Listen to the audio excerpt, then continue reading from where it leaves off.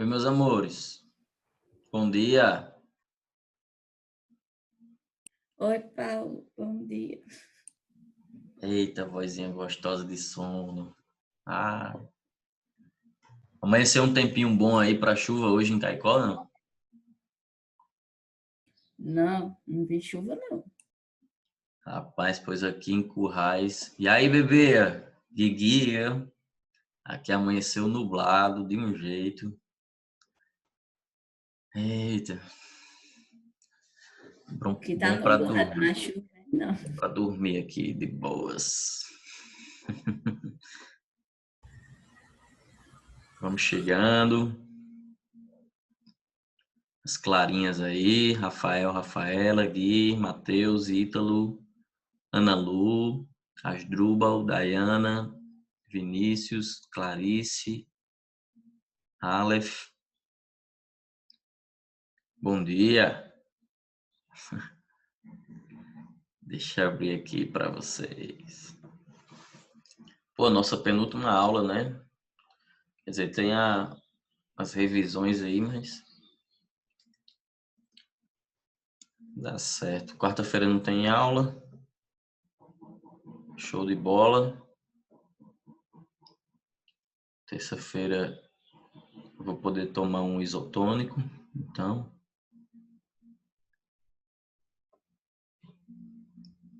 você tá aqui, Fernanda. Thales também tá entrando. Rapaz, o que Felipe mandou de áudio para mim, segunda, lamentando, tá dizendo que tá triste demais porque não pode assistir às aulas ao vivo, né? Chega às 5 horas, chega às 17 horas, 5 horas da tarde, ele já tá expulsando os pedreiros já. Ah, Felipe, engraçado, viu?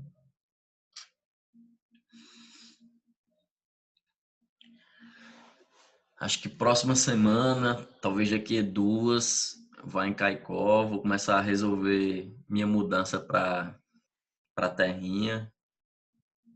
Terrinha que eu aprendi a amar desde a primeira vez que eu morei, na época da faculdade.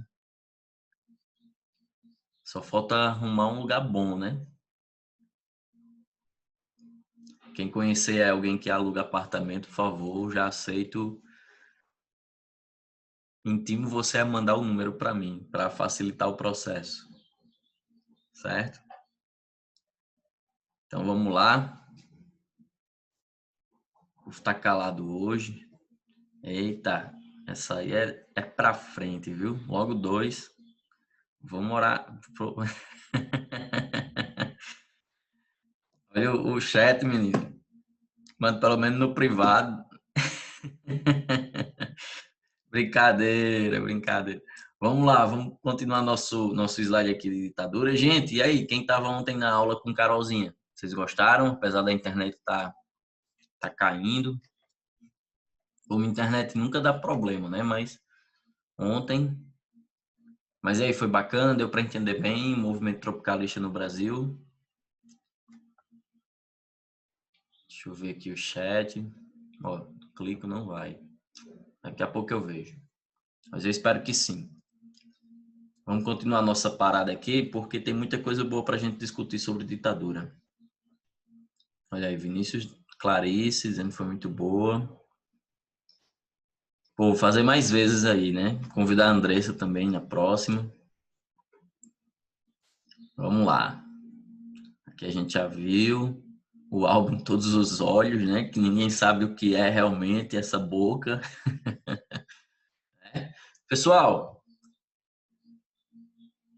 em meados de 69, o general e presidente do Brasil, ditador do Brasil, Arthur da Costa e Silva, ele começa a ter problemas seríssimos de saúde. Na verdade, durante todo o mandato dele, ele sofreu com vários problemas de saúde. Só que em 69 ele acabou sendo afastado porque sofreu um derrame cerebral, certo? Nesse sentido, se formou uma junta militar provisória com os principais nomes de cada força armada, né? O almirante, mais uma vez, o almirante Augusto Rademacher, aqui à esquerda de vocês, o brigadeiro Márcio de Souza Mello ao centro e o general Aurélio de Lira Tavares eram uma espécie, eles três, uma espécie de uma regência trina, certo? Eram os três responsáveis por governar o Brasil. Foram um pouco mais de 2 meses, pouquíssimo tempo.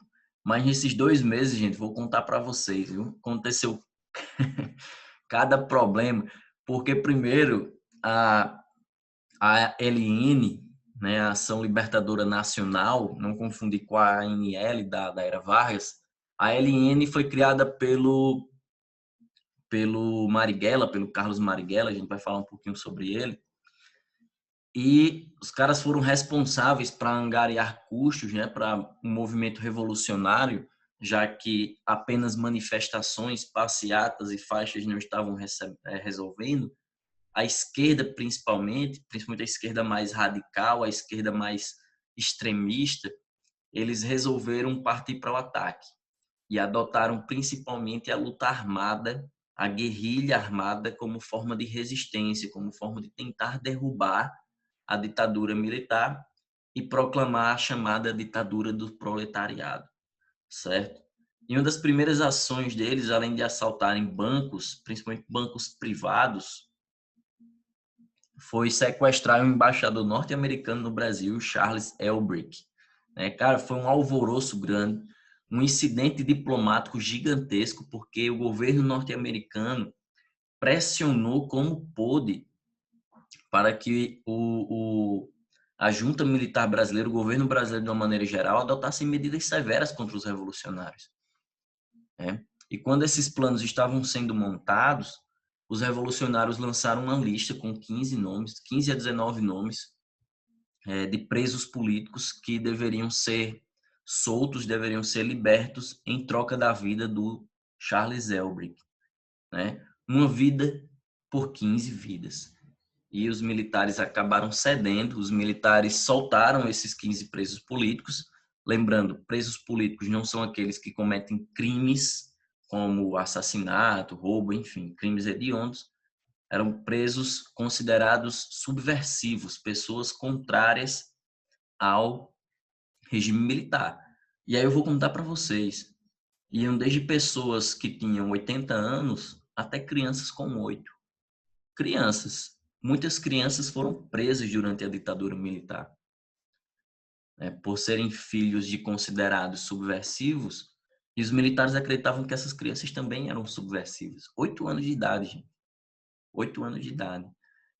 Caetano Veloso, por exemplo, ele foi preso, foi torturado por causa do movimento tropicalista, considerado um movimento libertário, portanto, um movimento subversivo, né? E é interessante a gente entender que eles determinam mais uma vez que as eleições presidenciais serão de maneira indireta, não vai ser o povo que vai escolher, e eles criam, nesse inteirinho aí, a Embrafilme, uma das maiores produtoras de financiadores de cinema estatal, né? Era uma empresa estatal, criada pelo Estado brasileiro, a Embrafilme, responsáveis por construir e por produzir documentários, longas, que exaltassem a nação, né? Inclusive, foi a maior empresa governamental nesse segmento durante anos, na América Latina. Só que a Embrafilme investiu muito mais entre os anos 70 e o início dos anos 80 em um gênero que era um sucesso no Brasil, era uma febre no Brasil na época, até porque o brasileiro, ele publicamente, ele é muito moralista. Eu não sei se vocês concordam comigo, mas o brasileiro publicamente ele é muito moralista. Mas na vida privada, não. Na vida privada, o brasileiro ele é o oposto do que defende aos olhos dos outros. E a Embrafilme investiu pesado em um gênero pouco ornamentado, com produções simples, mas que garantiam um sucesso absoluto de lucro, que eram as chamadas pornô chanchadas. Não sei se vocês já ouviram falar. Isso mesmo, cara. Ditadura militar sustentada por um setor bastante conservador da população produziu em massa filmes de pornô chanchada, gente. Que loucura é essa? Né? E a própria galera que sustentava politicamente, ideologicamente a ditadura se revoltou com isso, né? Publicamente, porque os níveis de audiências eram alarmantes, né? As pornochanchadas, elas misturavam nudez, não tinha nada explícito, mas misturavam nudez, romance, frases curtas, em tom de deboche, enfim, eram produções satíricas, muitas delas, e que eram baixo custo de produção, mas que garantiam um lucro assustador porque havia muita audiência, né? Brasil sendo Brasil, contradição é o nosso nome. O fato é que ainda em 69 nós vamos ter talvez o maior período de repressão, talvez não, foi o período de maior repressão da ditadura e talvez o nome que mais representava isso, que era o Emílio Garrastazu Médici. Sem dúvida alguma, foi o presidente da ditadura mais linha dura que existiu. Não sei se era um membro, talvez fosse o membro do exército mais linha dura, talvez não, talvez existissem pessoas ainda mais linha dura que ele. Porém, o governo Médici, de 69 a 75, foi marcado por um dos momentos mais tristes e também um dos momentos mais conturbados na nossa história. Porque, como eu falei, muitas pessoas simplesmente passaram a sumir. A sumir. E até hoje, familiares não sabem nem onde estão os restos mortais dos seus entes queridos. Alguém ia falar aí que eu vi o microfone aberto? Não? Foi um período também de intensa movimentação da luta armada, com vários grupos que nós vamos ver aqui. O Médici ele vai trazer a TV a cores ao Brasil. A gente vai ver que o momento em que ele está inserido como ditador também é um momento conhecido como o milagre econômico. Então, o Médici ele vai incentivar fortemente o consumo brasileiro e a gente vai entender um pouquinho também desse milagre, né? Vai explicar porque muitas pessoas hoje, pasmem, principalmente jovens, defendem a volta da ditadura militar, da ditadura civil-militar, alegando que a economia teve o seu apogeu no Brasil, na história brasileira, e isso não é verdade. Os militares fizeram, sim, coisas muito boas na economia, mas defender um regime de exceção, que já é por si só um crime, alegando que os militares alavancaram, né, levaram a economia brasileira, isso é um erro grotesco, tá bom? Nós vamos ter também o combate à guerrilha do Araguaia. Eu não coloquei a imagem de Oswaldão, gente, mas se vocês gostam de curiosidades, tem um documentário, Araguaia, tem um filme também, recente, conta a história de uma guerrilha montada no norte do país, na região do Araguaia, uma guerrilha rural montada pelo Partido Comunista do Brasil, PCdoB, e um dos maiores expoentes, uma das maiores lideranças da guerrilha do Araguaia era o boxeador do Vasco da Gama e campeão mundial de boxe pelo Brasil, chamado Oswaldão, cara, negão, 2 metros e pouco de altura, não sei quantos quilos, mais de 120 quilos. E o Oswaldão, ao ir para a Tchecoslováquia, teve contato com ideias marxistas, né? Ele acabou se tornando um marxista, voltou para o Brasil, aderiu à guerrilha do Araguaia, foi traído por um carpinteiro local, acabou levando um tiro de carabina que não o matou, foi entregue aos militares e, ainda em vida, os militares amarraram o seu tornozelo a um helicóptero. Então, ficou sobrevoando com ele por toda a região do Araguaia, para mostrar que um dos líderes, né, para quem ainda estava resistindo, mostrar que um dos líderes tinha sido capturado. E Oswaldão vivo ainda, né? Você imagina aqueles momentos de angústia. Você tá de cabeça para baixo no helicóptero, né? E aí, quando pousaram com o Oswaldão, muitos se renderam e deram um tiro no peito do Oswaldão. Ele não morreu e acabaram decepando, aliás, decapitando a cabeça dele, certo? É um momento também onde o Brasil vai ter muitos empréstimos a baixos juros dos Estados Unidos, a Aliança para o Progresso, né? Foi elaborado o primeiro Plano Nacional de Desenvolvimento pelo Médici, que garantia ao Brasil a construção de inúmeras obras faraônicas. É nesse momento que, por exemplo, começa um forte esquema de corrupção envolvendo a empreiteira Odebrecht. Inclusive, o Fantástico lançou domingo agora uma série, uma reportagem especial sobre esse império e como pai e filho se tornaram inimigos mortais, hein? Tudo em busca de poder. A construção da Transamazônica, que nunca foi concluída, a ponte Rio-Niterói, né? E todo esse sentimento ufanista, todo esses empréstimos norte-americanos, a abertura do Brasil ao capital externo, facilitou o que nós chamamos de milagre econômico, certo? Foi um momento onde Médici tentou exaltar a todo momento o bom de ser brasileiro, né? As coisas positivas de ser brasileiro. Tanto é que ele lança o slogan, né? Brasil, ame ou deixe. Lançam músicas ufanistas na época, como Pra Frente Brasil, Salve a Seleção, né? Uma campanha fazer com que as pessoas assistissem, por exemplo, principalmente a Copa do Mundo, né? E o Brasil, ame ou deixe era um recado claro. Ou você está do nosso lado e por isso você ama o Brasil, certo? Ou você deve deixá-lo. Porque, ao contrário disso, você saberá o seu destino. E aí o Brasil ganha a Copa do Mundo de 70, o Brasil é tricampeão mundial no México, com o Pelé arrebentando, Rivelino, né, o Carlos Alberto Torres e tantos outros nomes fundamentais para o Brasil na época. O Pelé, por exemplo, um dos maiores apoiadores da ditadura civil-militar brasileira, gente. Um dos maiores apoiadores.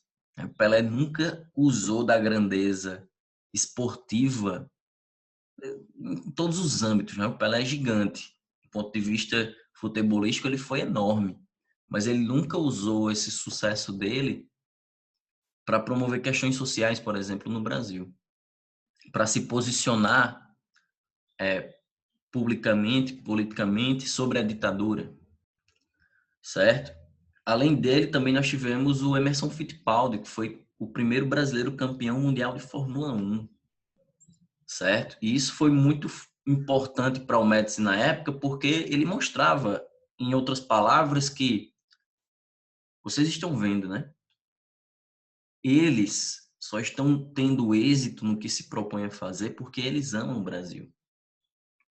Os Incríveis, banda de rock na época, que inclusive vão fazer aquela interpretação, vão ser a primeira banda brasileira a interpretar aquela Era um garoto que, como eu, amava os Beatles. Pô, tô cantando pra vocês, cara, tô morrendo de vergonha. E vão fazer também músicas extremamente ufanistas, defendendo a ditadura militar e lucrando bastante, né? Foi um período conturbado, até porque nós vamos ter a famosa Operação Condor, uma operação em conjunto das ditaduras latino-americanas, né? Argentina, Brasil, Paraguai, Uruguai, Chile, mas tudo com suporte da CIA. Como é que funcionava a Operação Condor com esse suporte e essa supervisão da CIA? Que militares brasileiros deveriam ter trânsito livre para qualquer uma dessas nações aí, para prenderem considerados inimigos da ditadura brasileira. Se não fosse possível, tem brasileiro considerado subversivo na Argentina, então vamos prender, vocês argentinos aí, prendam esses brasileiros. Cerca de 30 mil desapareceram só na Argentina. Só na Argentina. Entre brasileiros, chilenos, uruguaios, paraguaios e até mesmo argentinos. Tem um movimento fantástico das as mães da Praça de Maio. a Associação das Mães da Praça de Maio na Argentina, que Professor, peitaram a ditadura. Pode falar. lá nesse urubu tá escrito CIA. Os Estados Unidos também teve a participação desses desaparecimentos? Sem dúvida. Reconhecido, inclusive, pela CIA. Esses documentos estão acessíveis na internet. E em 2018, quando caiu a última questão sobre ditadura, o ano passado não caiu. Em 2018 caiu uma questão sobre o período do Geisel, que é o próximo que a gente vai falar. E no mesmo ano, documentos da CIA mostraram as suas ações, o governo norte-americano reconhecendo o erro, né, de financiar essas ditaduras. O próprio Carter, que vai ser o presidente dos Estados Unidos no início dos anos 70, ele vai condenar as ações da CIA, vai pedir desculpas, né, vai reprimir os governos militares que em outrora os Estados Unidos apoiaram, porque essas ditaduras elas vão surgir com apoio da CIA e do próprio governo dos Estados Unidos. A ditadura na Argentina vai ser financiada por dinheiro norte-americano, a ditadura do Chile, do Pinochet, uma das mais sanguinárias e sangrentas, também com dinheiro norte-americano, e no Brasil não foi diferente, gente. Por que a gente tem aqui o famoso milagre econômico? Pô, a gente tem que usar dados. A gente não tem que falar com base em achismo, não. Certo? As pessoas defendem... o Brasil, gente, o Brasil, ele chegou à 7ª maior economia no mundo, na época, né? Mas isso tudo é muito bem explicado. Os militares, sim, conteram, de certa maneira, a inflação, mas por um determinado momento. Né? O que vai explicar? O que explicou esse milagre econômico? Foi um momento de grande abertura do Brasil, pessoal, ao capital externo. É um momento de grande abertura ao Brasil para produtos industrializados que vinham do exterior. Uma forte concessão de crédito, principalmente para a classe média e para a classe média alta, certo? O que aumentou, deu um boom gigantesco no consumo. Porque esses produtos dessas empresas estrangeiras que chegam no Brasil precisam ser consumidos. Como é que vai consumir? Tem que dar poder de consumo à população. Tem que dar poder de consumo. Mas esse poder de consumo promoveu uma forte concentração de renda. Olhem só aqui, pessoal, esses números fundamentais. Né? A gente tem aqui o ano do golpe, né? Olha a nossa dívida externa de 3,3 bilhões. Certo? O azulzinho é a inflação, o verde é o PIB. Olha o que acontece com o PIB. 70. Segundo ano do governo Médici.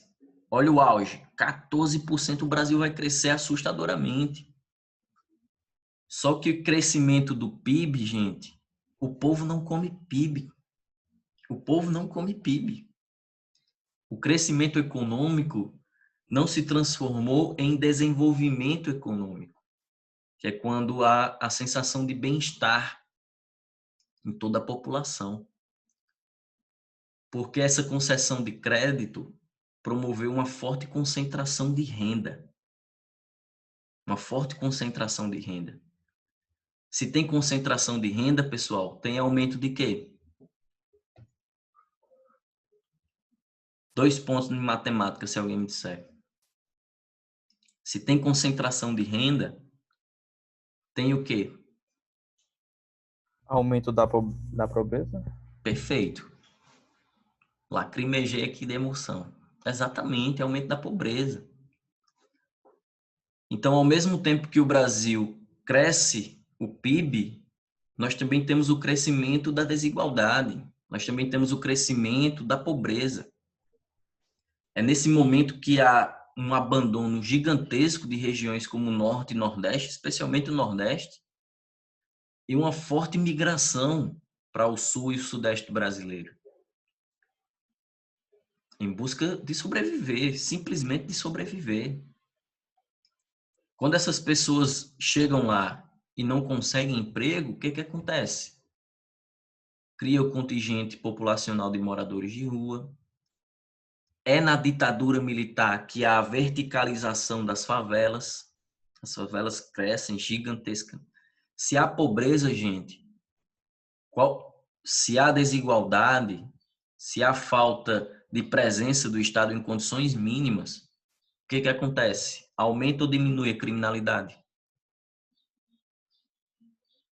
Aumenta, né? Aumenta a criminalidade. Então, falar também que na ditadura não havia crime, pô, os caras antes da ditadura assaltavam com essas faquinhas assim, esses estiletes. Depois da ditadura, durante a ditadura, com arma de fogo. Com arma de fogo. Olhem depois na internet, pesquisem como a ditadura também contribuiu para a formação de facções criminosas, como o PCC, o Primeiro Comando da Capital, e o seu braço armado no Rio de Janeiro, que hoje nós chamamos de... Pô, chega. Comando Vermelho. É muito fácil identificar isso. Quando há a crise do petróleo, em 73, uma reação imediata dos países da OPEP contra o apoio dos Estados Unidos, o apoio do Ocidente a Israel, eles aumentam substancialmente o preço do barril. Há um colapso econômico no Ocidente. Os Estados Unidos já não vão mais emprestar dinheiro como antes. E o dinheiro que eles vão liberar para o Brasil, por exemplo, os juros agora altíssimos. Olha o que acontece após a crise do petróleo, gente, com o nosso PIB. Em 81 nós vamos ter deflação. Em 83, outra vez deflação. Olha o que acontece, pessoal, com a inflação, com a inflação média no Brasil. Vai crescendo, ó. O nosso PIB, o verde é o PIB. Houve recessão, certo? Recessão. Olha o que acontece com a nossa inflação. Subindo assustadoramente. Se a inflação sobe, gente, o que acontece?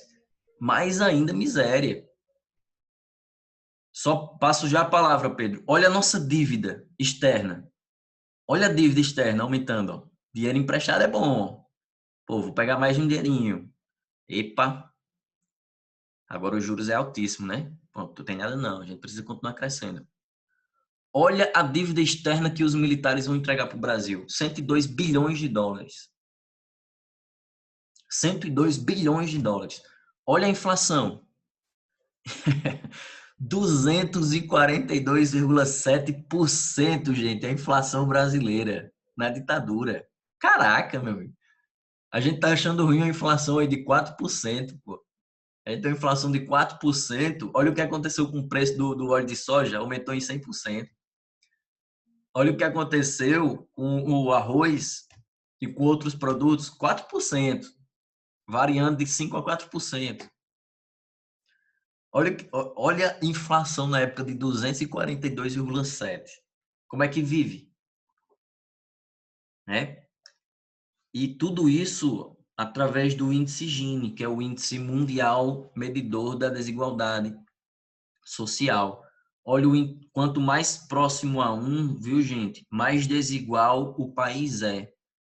Olhe aqui como o índice Gini vai mostrar que a desigualdade no Brasil vai aumentar assustadoramente até 1990. Isso é muito importante porque nós achamos que muitos problemas surgiram ontem. E não é. Diz aí, Pedrão. Sou eu. É porque eu não me aguento, criatura. Oi, Andressinha! Que saudade! Tinha falado de você hoje na aula. Que maravilha! Ei, a gente falou um pouquinho sobre isso quando a gente estudou a evolução da industrialização brasileira. E eu falando com ele que eu nasci nos anos 80, né? Então eu convivi com o Cruzeiro, com o Cruzado, com o Cruzeiro Novo e com o Cruzeiro Real. E ainda teve Collor, né? E ainda teve o governo Collor, né? Que roubou ali a poupança da galera. Isso mesmo. E eu lembro muito bem, Paulinho, você falou dessa questão da desigualdade social e da migração interregional, né? Que foi muito acelerada nessa época. Isso. E as inflações nesse valor, e eu lembro bem porque eles vão entrar nessa fase aí de escolher o que é da vida. E nos anos 90, se você perguntasse o que é que você quer ser quando crescer, todo mundo dizia bancário. Bancário. Por quê? Porque era a classe que ganhava melhor no Brasil na época, né? Os juros altíssimos. E eu lembro muito bem que as pessoas valorizavam muito. Aí vamos lá. Você falou que concedeu linhas de crédito para classe alta. Quem se tornava bancário? Os ricos, que Isso. tinham a oportunidade de estudar, né? Exatamente. Outra coisa Perfeito. também. Nos anos 90, nós tivemos como é que eu posso dizer? A supressão das indústrias nacionais pelas multinacionais, agora aparelhadas, né? A Gurgel, Então, né, que foi uma montadora de carro isso brasileira, gerou entrou em economias tradicionais no interior. Isso. Então, nós tivemos a crise do algodão aqui no Seridó, a da mineração. Então, foi a vez que quem podia ia morar na cidade grande. E quem não podia, continuava no interior. Né? E ia tentar sobreviver daquilo que tinha condições. Então, aqueles que tinham um mínimo de conhecimento, agora iam tentar um emprego público. E é aí onde a gente vai ter a transferência da população do setor secundário para o setor terciário. Né? E a gente também já estudou isso. Então, A gente só precisa para fazer... urgentemente dar aula juntos, André. Eu adoro. Meu nome é Pronta, pode dizer. Eu me meto se você me chamar, imagine você me chamando.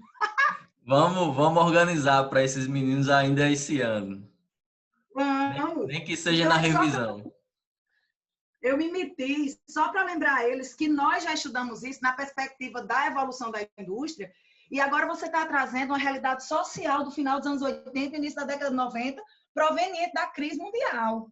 Exatamente. E o Brasil já está envolvido nesse contexto global porque a crise de fora entrou para dentro do Brasil e causou estagnação de, no mínimo, 20 anos, né?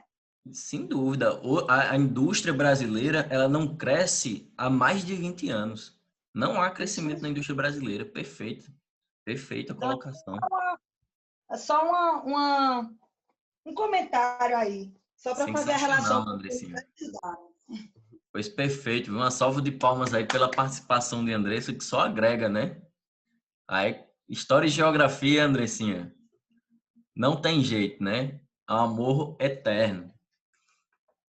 E para a gente finalizar, foram criados muitos órgãos de repressão, né? Nós temos o DOI-CODE, o Destacamento de Operações Internas e o Centro de Operações de Defesa Internas. O CODE, na verdade, o DOI era subordinado ao CODE, então muitas pessoas tentam modificar aí, chamam de CODE-DOI, certo? Mas historicamente nós chamamos de DOI-CODE, eram subordinados ao Exército, e o principal expoente era o Carlos Alberto Brilhante Ustra, né, que ficou famoso aí no Brasil há muitos anos, mas que já foi o pesadelo de muitas pessoas, inclusive da ex-presidente Dilma Rousseff, que foi torturada pelo Brilhante Ustra de todas as formas possíveis, certo? Eu queria, só para a gente pegar um gancho aqui, não é que eu gosto de terminar com tristeza não, viu, gente? É porque eu queria mostrar para vocês um vídeo que eu acho muito importante sobre um caso de tortura que aconteceu no Brasil, certo? Prestem muito bem atenção, por favor, porque é algo fundamental para a nossa discussão. No dia 10 de novembro de 1972, no Jornal Nacional, o Cid Moreira lê uma nota oficial do Primeiro Exército, dando conta de que foi morta num tiroteio a terrorista Aurora Maria Nascimento Furtado. E de manhã cedo, no dia seguinte, a família me liga e me pede para ver se eu conseguia liberar o corpo. Eu fui ao Exército, o Exército que não era no DOPS, eu fui para o DOPS, disseram que não era lá. E quando eu descia do elevador, um policial que me conhecia das tantas idas me disse, o corpo estava no IML, mas já foi para o cemitério no Caju. E eu fui para lá. Cheguei lá, estava a Dirce Drache, Disse Dracha é uma advogada que trabalhou com Lino Machado. Quando eu cheguei, a Aurora estava já no caixão. Gente, é muito difícil lembrar isso. Ela foi posta um pano branco rasgado na manga e aqui para imitar um vestido. A gente foi cobrindo de flores. Ela tinha um olho saltado, o outro completamente preto, um afundamento. Um afundamento no maxilar, uma fratura exposta no braço, mordidas pelo corpo, não tinha unha nem bico de peito. O cabelo dela era liso, ela tinha 26 anos, branquinha, eu tinha a mesma idade dela. O cabelo dela liso assim, e tinha uma franja que tinha sido cortada em cima da sobrancelha, toda irregular. E eu fiz um gesto, desse gesto de carinho que você faz em criança, passando a mão assim. Quando eu passei a mão, que o cabelo levantou, meu dedo afundou. Aí eu comecei a mexer no cabelo. Eles tinham, a última coisa que fizeram com ela foi apertar um torniquete. Por isso que ela tinha o olho saltado.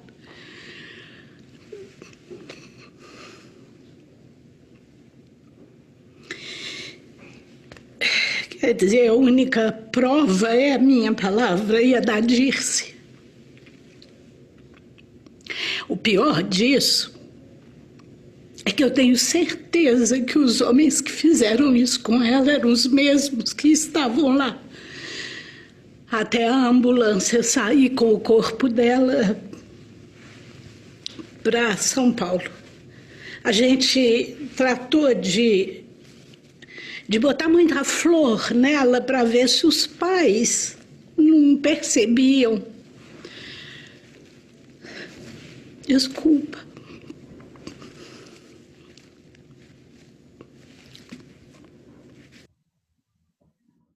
Isso é só um pouquinho do que aconteceu durante o período da ditadura civil-militar, né, gente? Isso é um mínimo, certo? Vocês encontram na internet, depois eu posso mandar uma produção feita pela Comissão Nacional da Verdade com depoimentos de pessoas que foram silenciadas, que receberam dinheiro do Estado para ficarem caladas. Ou era isso ou era a morte. Né? Ela era amiga da mulher que foi torturada e foi morta pela ditadura. Né? Que torturaram ela da pior forma possível e era muito comum choques elétricos no ouvido, no nariz, na língua. Nas mulheres, choques elétricos no mamilo, na vagina, no ânus, tortura de pau de arara. A gente vai ver vários exemplos na próxima semana, exemplos de tortura. Muitas mulheres colocavam animais, como baratas, ratos, dentro da parte íntima, gente.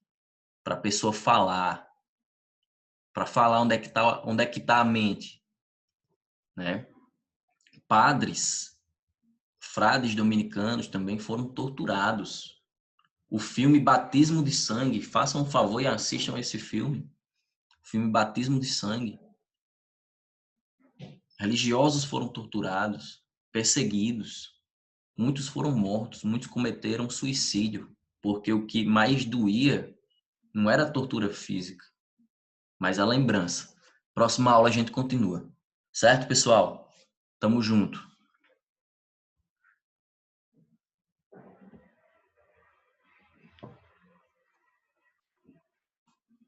Qualquer dúvida é só mandar.